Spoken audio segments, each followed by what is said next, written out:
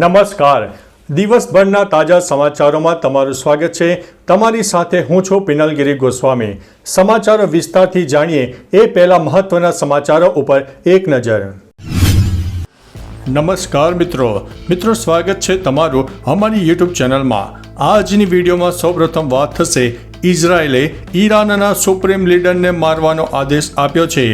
Irani missile hospital પર પડતા ગુસ્સે ભરેલા ઇઝરાયેલે ઈરાનના સુપ્રીમ લીડર આયાતુલ્લા ખામેનીને મારવાનો આદેશ આપ્યો છે. ઇઝરાયેલના સંરક્ષણ પ્રધાન કાઝે કહ્યું છે કે ઇઝરાયેલ સંરક્ષણ દળને ખામેનીને મારવાનો આદેશ આપવામાં આવ્યો છે. અમારું લક્ષ્ય ખામેનીને મારવાનું છે. બંને દેશો વચ્ચે ભયંકર યુદ્ધ ચાલી રહ્યું છે. મિત્રો, અન્ય મહત્વના સમાચારની વાત કરીએ તો સુખી ડેમમાંથી પાણી છોડાયું. 20 ગામોને એલર્ટ ઉપર રાખવામાં આવ્યા છે. છોટા ઉદેપુર જિલ્લામાં પડેલા વરસાદ બાદ સુખી ડેમમાંથી પાણી છોડાયું છે. છેલ્લા 4 દિવસથી જિલ્લામાં છૂટો છવાયો વરસાદ પડી રહ્યો છે. આ કારણે નદી અને નાળાઓમાં પાણીની આવક વધી છે. રૂલ લેવલ જાળવવા માટે 1000 ક્યુસેક પાણી ભારત નદીમાં છોડવામાં આવ્યું છે. બપોરે 1 વાગ્યે ડેમનો 5 નંબરનો ગેટ 30 સેન્ટીમીટર ખોલવામાં આવ્યો હતો. પાણી છોડતા પહેલા નદી કિનારાના 20 ગામોને સાવચેત કરવામાં આવ્યા હતા. મિત્રો, અન્ય મહત્વના સમાચારની વાત કરીએ તો રશિયાએ અમેરિકાને ચેતવણી આપી. રશિયાએ ગુરુવારે ઈરાન અને ઇઝરાયલ યુદ્ધમાં લશ્કરી હસ્તક્ષેપ સામે અમેરિકાને ચેતવણી આપી હતી. AFPના અહેવાલ મુજબ રશિયાના નાયબ વિદેશ પ્રધાન સેર્ગેઈ યોર્કોવે કહ્યું છે કે જો અમેરિકા ઈરાન સામે પોતાની સેના મોકલશે તો પરિસ્થિતિ વધુ ખરાબ થશે. પુતિન અને ચીનના રાષ્ટ્રપતિ શી જિનપિંગે ફોન પર વાતચીત કરી હતી અને ઈરાન પર ઇઝરાયેલી હુમલાની કડક નિંદા કરી હતી.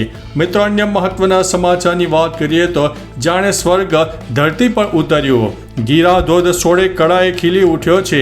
ડાંગમાં વરસાદી માહોલ વચ્ચે ગીરા ધોધ 16 કળાએ ખીલી ઉઠ્યો છે.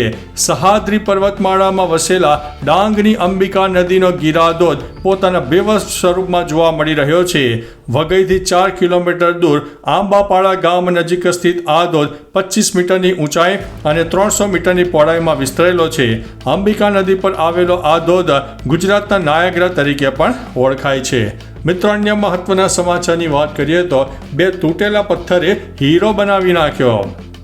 સોશિયલ મીડિયા આવ્યા બાદ નાનામાં નાનો કલાકાર તેની કલાને દુનિયા સુધી સરળતાથી પહોંચાડી શકે છે. ત્યારે હવે ગુજરાતનો એક કલાકાર રેલવેમાં એક છોકરા પાસે 15 દિવસની ટ્રેનિંગ મેળવ્યા બાદ તે હવે ફેમસ થઈ ગયો છે.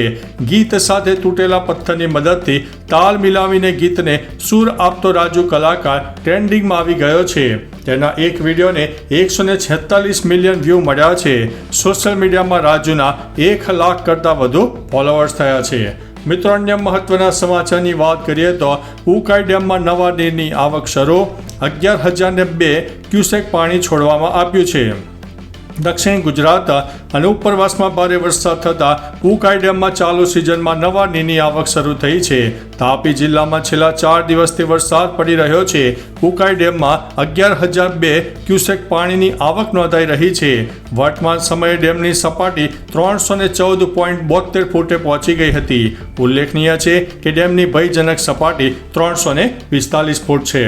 મિત્રો, અન્ય મહત્વના સમાચારની વાત કરીએ તો હવામાન વિભાગની ડરામણી આગાહી. રાજ્યમાં વરસાદને લઈને હવામાન વિભાગે એકવાર ડરામણી આગાહી કરી છે. હવામાન વિભાગે આગાહી કરી છે કે આગામી 6 દિવસ સુધી ભારેથી અતિ ભારે વરસાદની શક્યતા છે. નવસારી, વલસાડ, ડાંગ, દમણ અને દાદરાનગર હવેલી સહિત 5 જિલ્લામાં રેડ એલર્ટ આપ્યું છે. અમદાવાદ અને આસપાસના વિસ્તારોમાં ભારે વરસાદની આગાહી વ્યક્ત કરવામાં આવી છે.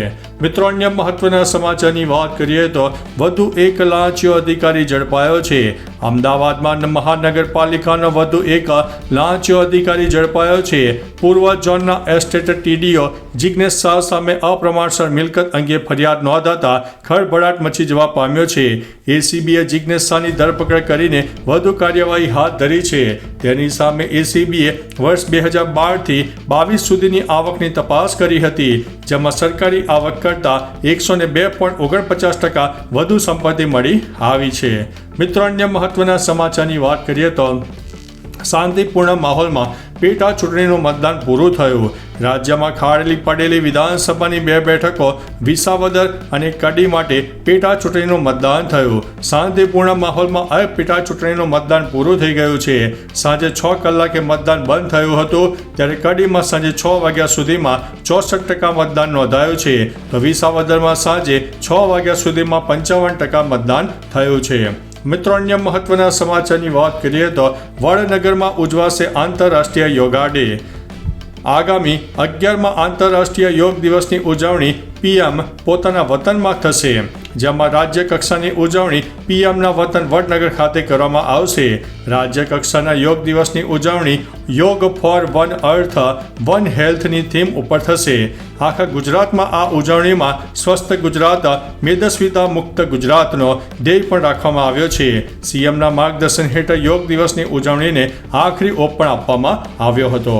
મિત્રો, અન્ય મહત્વના સમાચારની વાત કરીએ તો પ્લેન ક્રેશની દુર્ઘટના બાદ તંત્ર સફાળું જાગ્યું છે. અમદાવાદ પ્લેન ક્રેશ દુર્ઘટના બાદ તંત્ર સફાળું જાગી ગયું છે. કેન્દ્ર સરકાર દ્વારા નવા નિયમો નોટિફાઈ કરવામાં આવ્યા છે. હવે દરેક એરપોર્ટની આસપાસ એક સર્વે કરવામાં આવશે, જેમાં નડતરરૂપ વૃક્ષો અને બિલ્ડિંગોને વગેરેને દૂર કરવામાં આવશે. આ માટે કેન્દ્ર સરકાર દ્વારા 60 દિવસનો સમય આપવામાં આવ્યો છે. સામાન્ય રીતે નડતરરૂપ વસ્તુઓ રનવેથી કેટલી દૂર કે નજીક છે તેના આધારે કેલ્ક્યુલેશન કરીને નક્કી કરવામાં આવશે. મિત્રો, અન્ય મહત્વના સમાચારની વાત કરીએ તો ઇઝરાયલ નબળું પડી ગયું છે તેવું ખામેનીએ જણાવ્યું છે. ઈરાનના સર્વોચ્ચ નેતા આયાતુલ્લા અલી ખામેનીએ કહ્યું છે કે ઇઝરાયલ દ્વારા અમેરિકા પાસેથી મદદ માંગવી એક સંકેત છે કે ઇઝરાયલ નબળું પડી ગયું છે.